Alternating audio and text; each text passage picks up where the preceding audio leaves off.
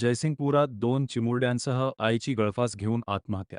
जयसिंगपुरातील घटना. आत्महत्येचे कारण स्पष्ट. आपल्या दोन चिमुरड्यांसह आईने गळफास घेऊन आत्महत्या केल्याची घटना शहरातील मच्छी मार्केट परिसरात घडली.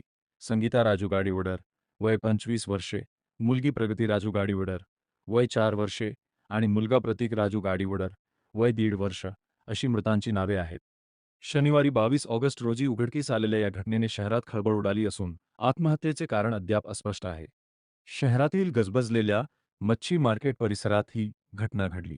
प्राथमिक अंदाजानुसार मृत संगीता यांनी लहान मुलांना गळफास दिल्यानंतर स्वतःही गळफास घेऊन आत्महत्या केली असावी.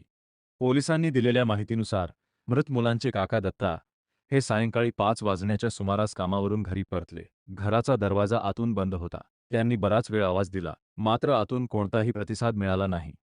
मुलेही दिसत नसल्याने त्यांनी शेजाऱ्यांच्या मदतीने घराचा दरवाजा तोडून आत प्रवेश केला. त्यानंतर ही धक्कादायक घटना उघडकीस आली. घटनेची माहिती मिळताच जयसिंगपूर पोलिसांनी तातडीने घटनास्थळी धाव घेतली. रात्री उशिरा मृतदेह शवविच्छेदनासाठी जयसिंगपूर येथील प्राथमिक आरोग्य केंद्रात पाठवण्यात आले.